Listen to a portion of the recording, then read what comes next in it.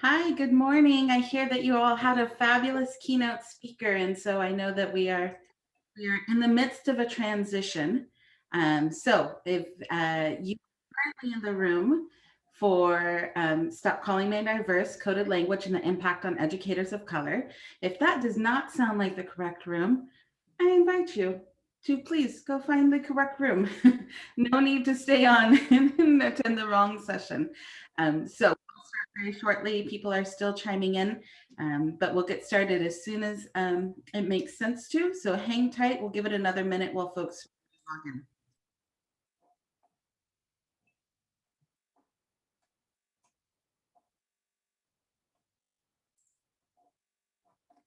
Good morning. Good morning, everybody. Yes, thank you all for being so patient. We were, the keynote speaker went a little bit over, actually a lot over, but it was recorded, so we will be able to post that later.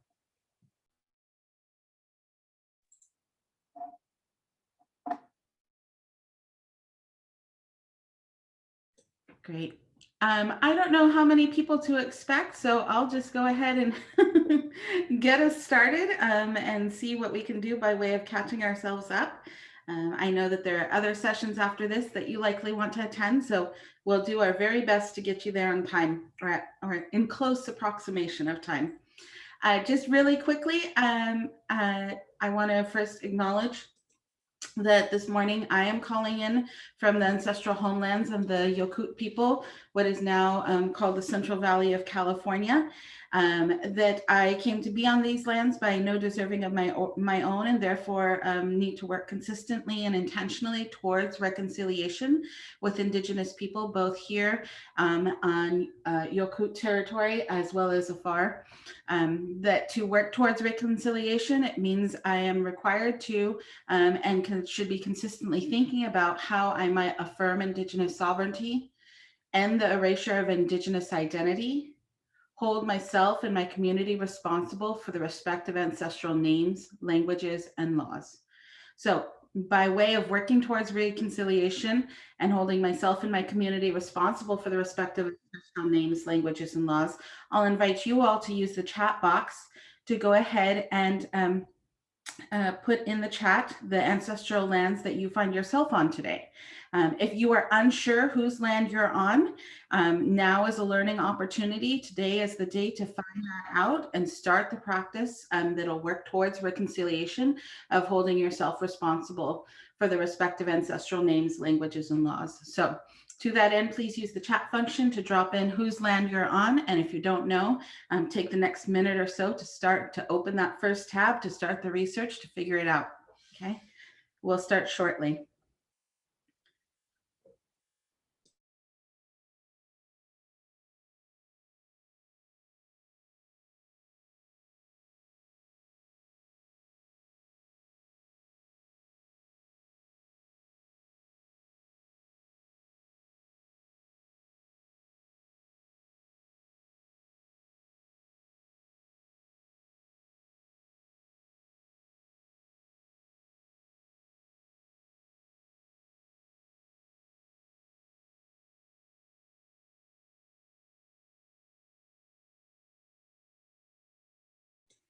Thank you so much for those of you that have dropped in the chat whose land you're on.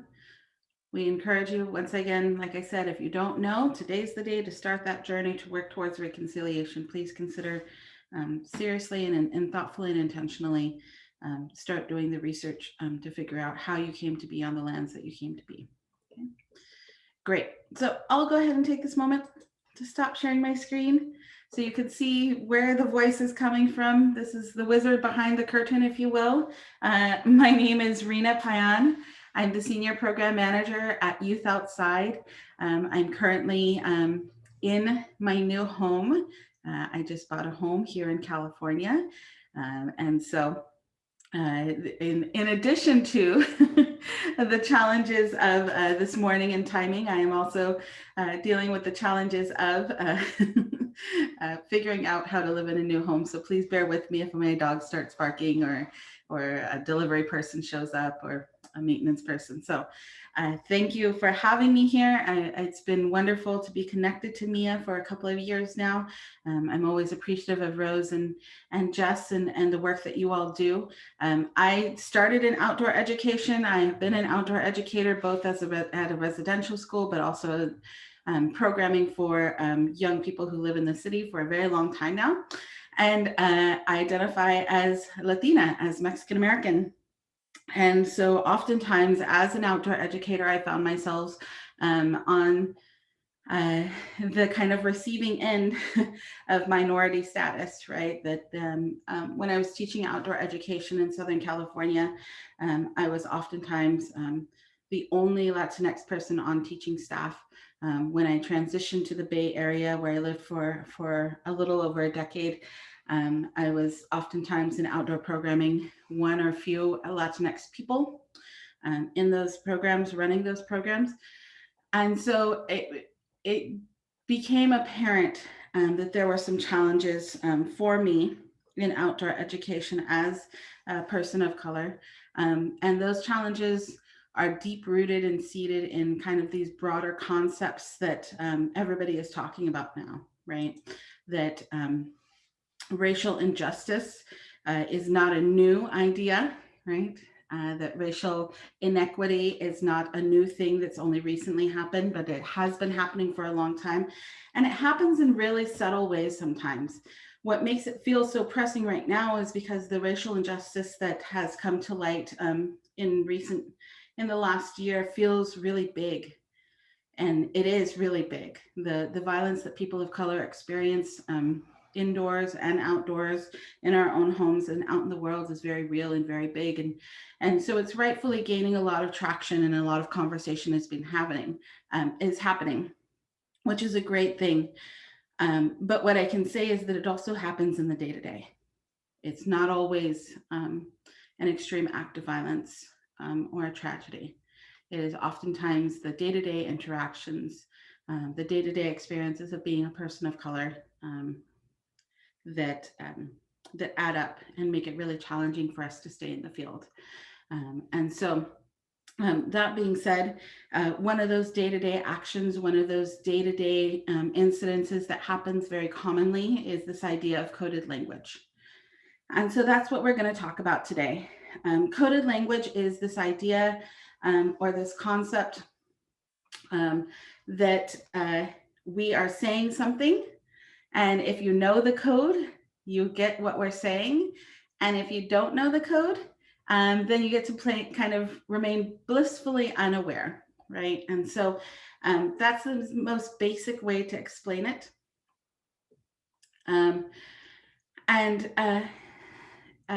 What I'll say, sorry, I shouldn't try and read the chat at the same time that I'm talking. It never works out. I always think I can multitask in that way, and my brain just doesn't.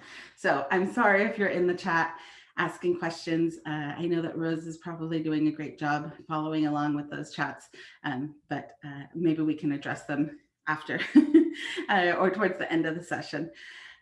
So coded language is pervasive. It's prevalent. Once I start talking about it, you're going to know that you know what I'm talking about already. It's not a new idea. In politics, it's often called dog whistling, but in day-to-day interaction, we just call it coded language. And so I'm going to start sharing my screen again. And I'm just going to take us through kind of some basics, right? And so coded language, we often call it assets-based or deficits-based language, right? Coded language is like this big umbrella term that we use. Deficits-based language is oftentimes what we're most familiar with, right? And so deficits-based language is language that focuses on problems, barriers, and risk factors. Additionally, deficits-based language denies the entirety of an individual's humanity, creating the illusion that their circumstances are due to a moral shortcoming rather than the result of a history of systemic oppression. Okay, now we all know deficits-based language, and it doesn't always sound as bad as the word deficits-based language makes it sound, right? And we're going to talk about a few examples in just a moment. But on the other side of deficits-based language is where we're hoping to get, where we stop focusing on all the deficits, all the things that folks are showing up with and they don't have, and we start focusing on all the things that they do have. And on that flip side is called assets-based language. And assets-based language acknowledges the positive outcomes, strengths, and resiliencies that historically marginalized identities possess. Additionally, assets-based language centers people and places, centers people and places the onus of injustice on the systems at play rather than the individual. And this is going to make a lot of sense. We're gonna walk through a tool to clarify what all of this means. But I just quickly, before we move on to that tool, I want to talk a little bit about deficits-based language and the impact. Right? Deficits-based language sends a very clear message to those that it's referring to about their position in the world and what is expected of them.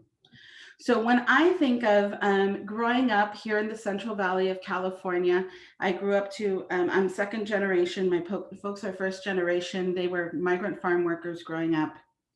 My dad became a janitor as an adult. My mom became a secretary. Both totally honorable and noble careers, certainly provided for us very well. And but there was a lot of messaging about who I was and what I could become as a young person, and that carried into my adulthood. When you hear things like poor children, or when you hear things like underserved or underrepresented, what you're really saying, and that's all code, right? It's code for who needs help and who is in a position to help them. Right? It feeds into this idea of what can be called a savior complex. And you hear that often enough in your life, and you start to understand that you start to internalize that you are not powerful, that you are constantly need of help, you're in constant need of saving, and it really disempowers one. Right. And then when you hear that as an adult, as an educator working in outdoor education, when you consistently hear the young people that look like you, that sound like you, that come from the places that you come from, referred to as such, that same internalized reaction comes to light. Right? That there are certain people in this world who get to be heroes, and there are certain people in this world who need saving.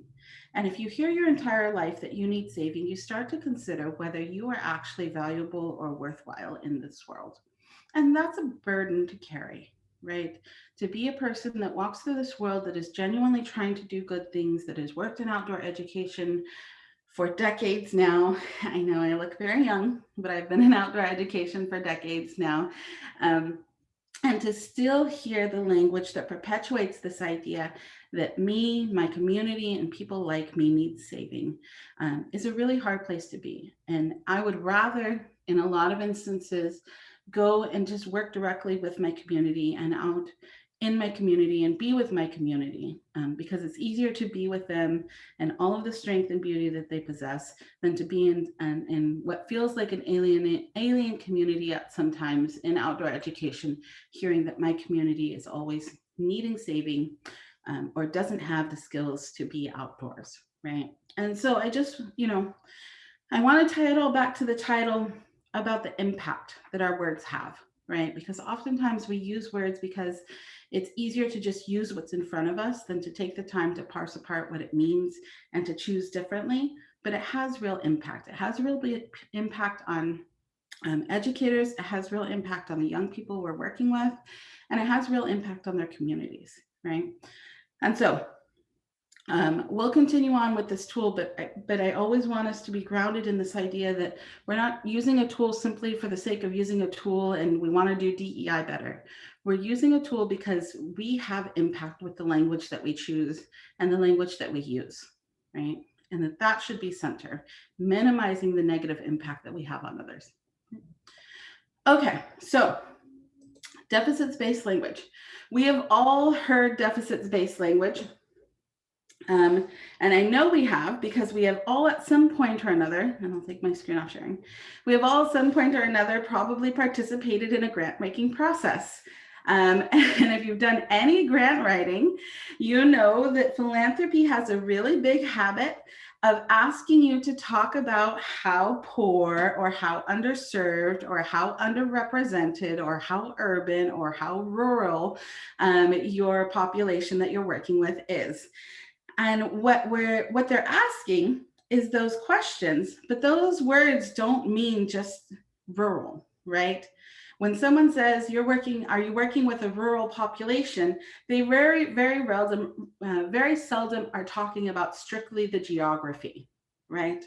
They're often talking about things that come along with being in a rural geography, right? Like a lack of resources that may be near them, right? The same for urban. We talk about urban populations, and folks very rarely are talking strictly about the geography. What they mean by urban youth is often Black and Brown children, right? They often mean young people who don't have access to significant wilderness spaces. We won't say they don't have access to outdoor spaces, because we walk outside our buildings every day, and that is technically the outdoors, right? It is out of those doors, right? So we can kind of point to this idea of what is coded language. It's all the words that we use, that we hear on a regular basis, that if we stopped and think about it, we are actually trying to say something different than just the word we're using. So I want us to do a little quick brainstorm, okay? In the chat, I have linked to something called a Padlet. And I'll share my screen again so we can all see it. If you click on that link, you're gonna get to something that looks like this. And so if you're here, what I want us to do is I just want us to brainstorm. What are all those words, all those labels that we hear on a fairly regular basis that are often code for something else, okay? And once again, the code is once you hear it, you can hear it, but you know that something else is actually being asked, okay? And so I'll use the one that we hear very often, urban. And to add to this Padlet, and we'll ask everybody to just take a moment and add to this Padlet. You all are doing great already. You want to add to it, you can double click anywhere on the screen, or you can click the little plus sign button down here on the right-hand side. If you're having a hard time using the Padlet or getting to the Padlet, you can also use the chat function, and I'll capture as many as I can in the chat and put them on the Padlet. So feel free to do that as well, okay? And we'll just take a minute to brainstorm all of these coded words that we often hear, okay? Title I, exactly. Low performing, underserved, inner city, rural, urban, low SES, socioeconomic status, socially marginalized. Let's see. Title V, achievement gap, underrepresented. You all know the words, right? And like I said, if you've done any type of grant writing in the past few years, you've likely come across some of this language. As a philanthropic, as you all are adding to this, I'll just say Youth Outside is a philanthropic organization as well. We are a grant maker specific to the Pacific Northwest, California, and the Southwest. So you all are outside of our grant making territory right now. But we see it, right? We actively avoid it. We actively train other people on how to avoid coded language, but we see it all the time in other philanthropic organizations. And so we know it exists, and it's often perpetuated by philanthropy. But one of the things that we can consider is how can we stop perpetuating that? Right. And you all as grant writers have a lot of power, right? You might use the language that that comes across in a grant to refer to young people. We're working with underrepresented youth, whatever that might mean.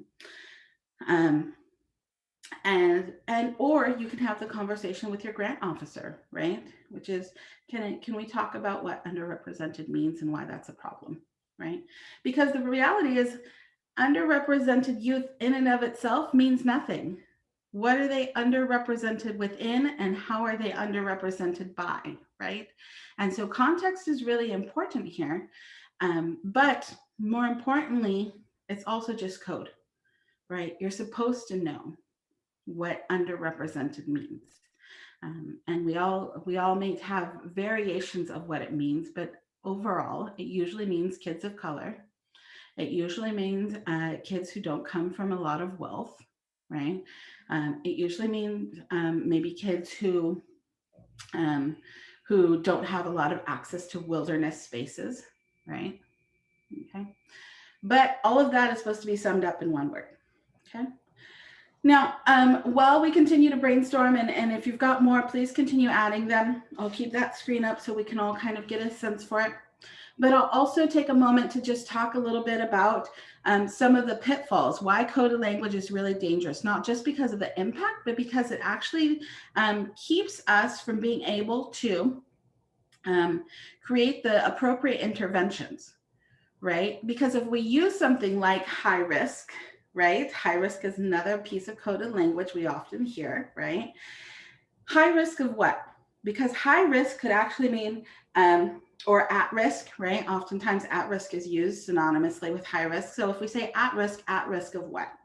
At risk of incarceration, at risk of dropping out of school, at risk of drug use and abuse, at risk of sex trafficking, at risk of domestic violence, at risk of police violence, at risk of contracting a disease, at risk of becoming part of the school to prison pipeline, right? Like that's 8 off the top of my head, at risk.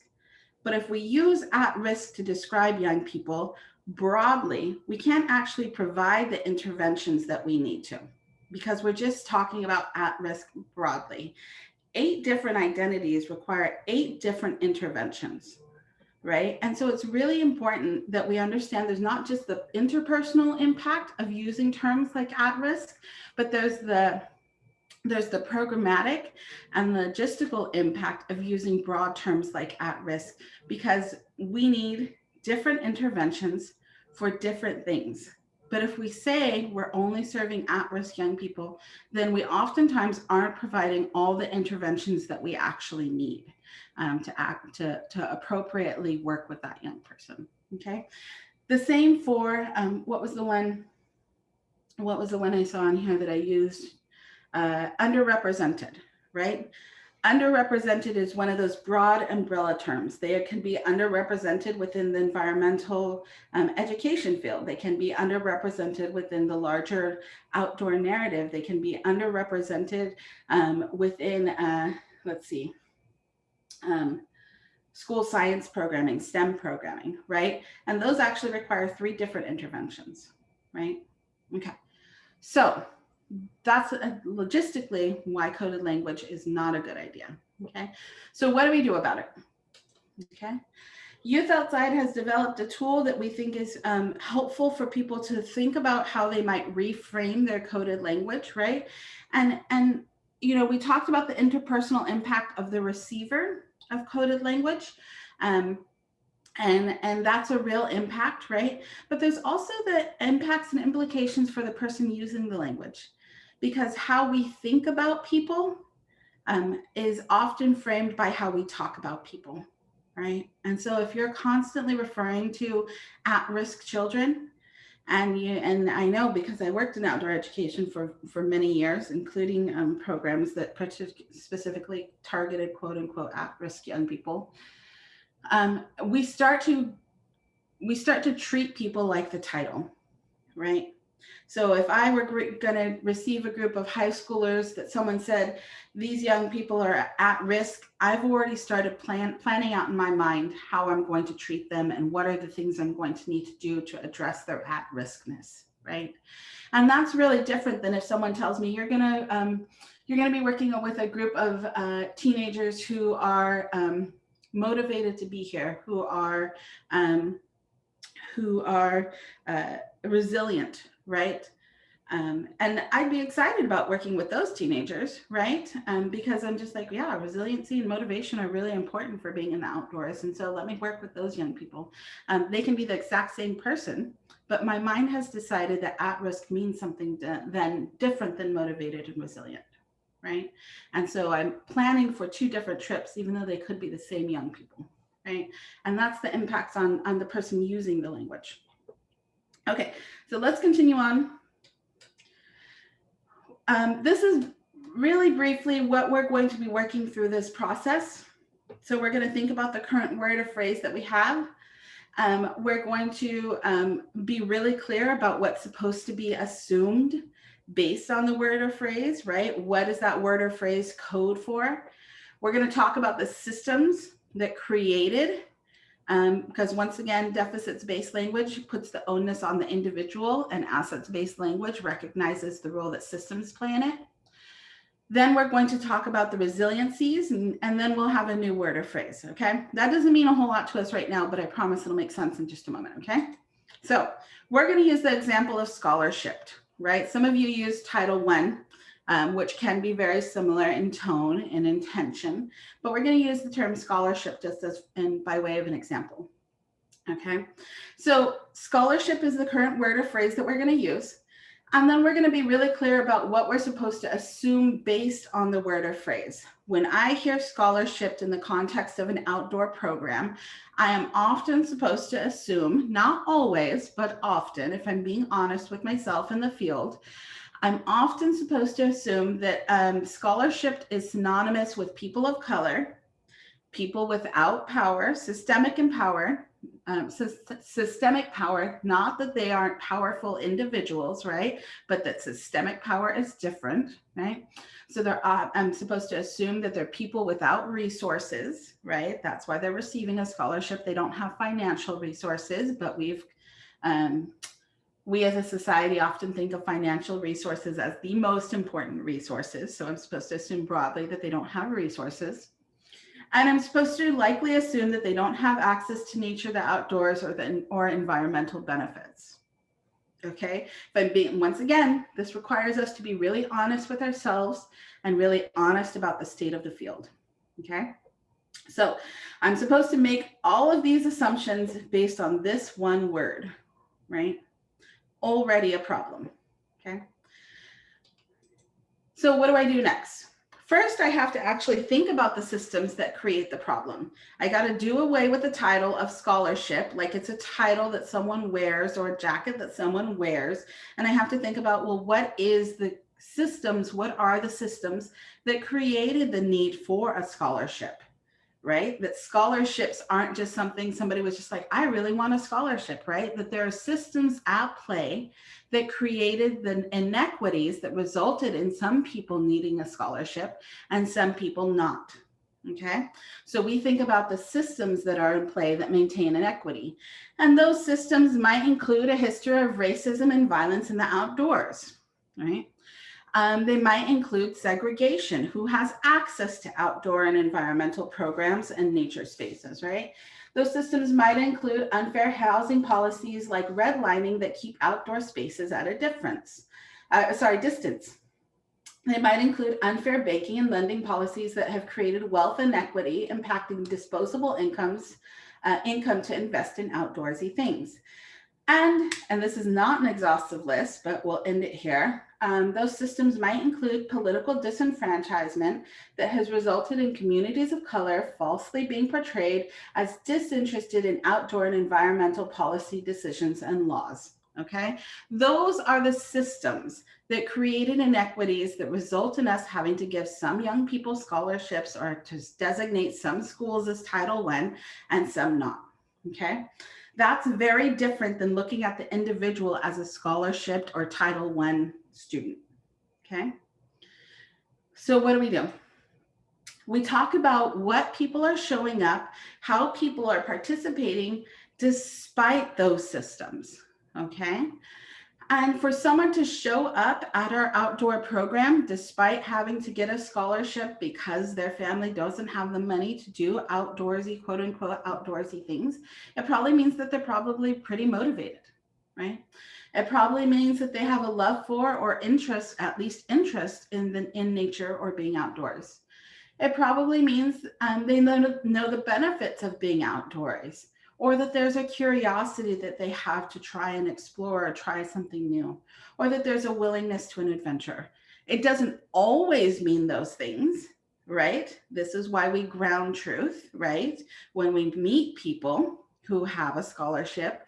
We understand them as individuals and what their motivations and their resiliencies are, right? But these are potential ways, right? And there's a really big difference if you go up on do your briefing with your staff at the beginning of the week and say, hey, we're going to get a Title I school this week. There's a big difference for your staff's mental models, right? The way they're thinking about how they're going to handle that Title I school versus if you went in there and said, hey, we're going to get a school that's really motivated to be here, who are really interested in being outdoors, who are really adventurous and curious about the outdoors, right? The mental math that your staff does when you say scholarship versus motivated, curious, and wanting to adventure is really, really different. Okay. And if you don't believe me, give it a test run sometime, right? Okay. Okay. So now what do we do with that? So now we get to our new word or phrase, right? We stop referring to people as scholarship or Title I, and we say, and this is important, they're always people first, not titles first. The fact that they're people, young people, communities, those are the important things that should come first, right? Because position in a sentence structure is also important.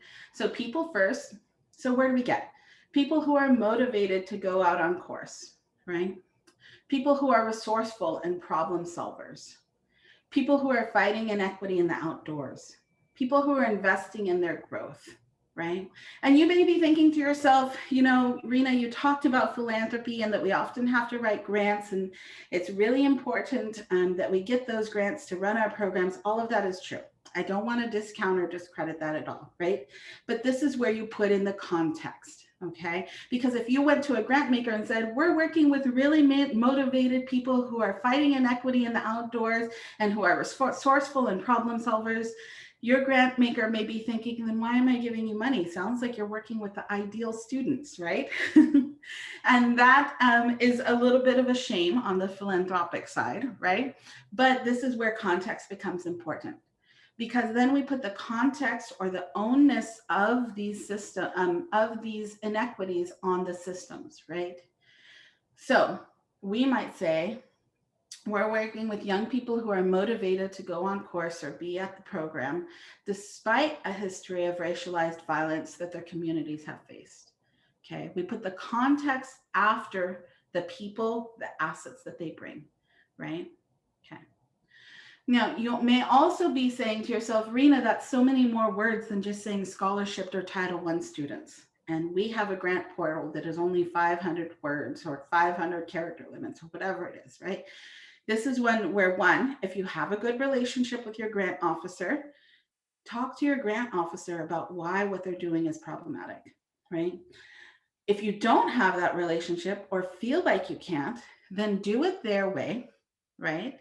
And then continue to build that relationship to be able to have that conversation, okay? Now is a time in the philanthropic world in which more and more people are becoming hyper aware, which is great, to these issues. And so you're in a better position to be able to have these conversations rather than just perpetuating a status quo so that you get your money, but you continue to do harm to people that you're working with. Okay. So that's kind of how we get from assets-based to from deficits-based language to assets-based language. The last little tidbit of this that I want to leave you with until I open it up to kind of Q&A at the end of our session is, if nothing else, if you can't work through this model and you're like, I don't know how to tell if my language is deficits-based, the easiest thing to do is think about whether you would say it to somebody's face, okay? If it feels ridiculous to greet a young person and say, I'm so glad you made it today. I know that you're scholarshiped, right? If that sounds off or feels ridiculous, then you probably shouldn't be writing it about them either, okay? If you wouldn't say it to somebody's face, you shouldn't write it about them. Okay. All right. So if you take nothing else away, take that away. Okay. All right. I'll stop sharing my screen. And we'll go ahead and I'll do the best I can. We have roughly 5 to 8 minutes, and then I think we'll have caught ourselves up. And so I will go ahead and open up if there are questions or comments or concerns. Feel free to drop them in the chat. It is not on our website. Sorry, the question is this worksheet or example on your website anywhere? It is not on our website. What we will be doing is we will be sharing, I think, this particular example as a PDF with you all. We'll have our branding on it. Youth Outside provides training and support or consulting services. And so we ask that you keep our branding on it, that you don't share it more broadly, right? Of course, with your staff and with your organization, so you can start changing your language, please do that. But please don't take it to like the next conference and then present it as your own, right? That's a little bit of a problem for our model. So we'll share this example with you all, and it'll contain our branding, and we ask that you keep that branding on it. Great. Great. Any other questions? If not, this is very short. Everybody is allowed to unmute themselves. So if you would like to unmute yourself or come on camera, please feel free to either ask a question in person or in the chat. I have a question. Thank you so very much for doing this. I mean, this has been one of the most eye-opening explanations and presentations that I've heard on this. And, you know, as somebody who until this year thought I was pretty woke, I'm realizing more and more that I'm really not. And so I am so grateful that you're giving us tools to employ so that we can become better stewards of everything. So thank you. Thank you. Thank you so much, Sherry. I'm glad it feels useful. Mm-hmm. Yeah, and I would just second that, especially coming after Sheldon Johnson's presentation before, especially thinking about who is showing up despite those systems. You know, I think he hit on that on everything you talked about, being motivated, the love and interest, he knows the benefits. And I think that's like really key here. And I think that just, I mean, not only did I hear it from him, but definitely hearing that from you is reinforcing why this model is important of working your way through, especially when thinking about that as grant writing, which was exactly my question when you first started. How do you talk to a funder that is in the savior complex, right? They're here to give money to the needs. And I think you got to that at the end. So I appreciate that. Thank you.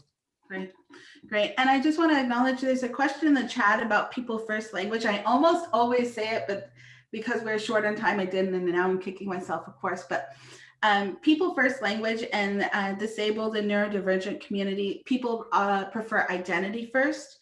And so there's an exception to every rule, right? People first language is the default until somebody tells you, no, that's wrong for me.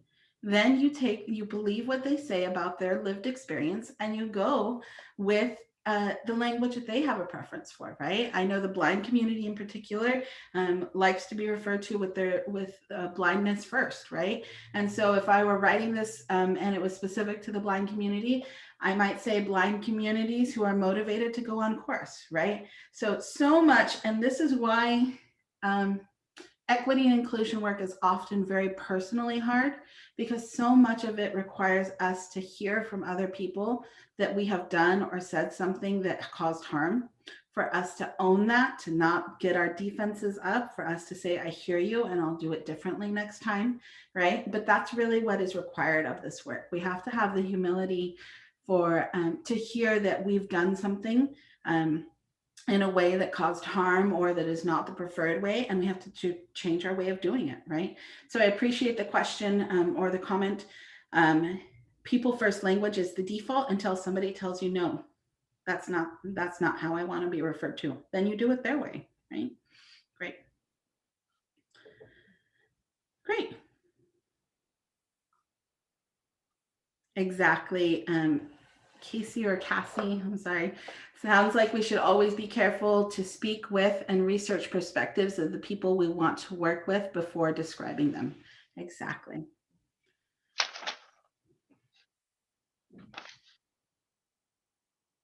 Great. Any additional questions, comments, concerns?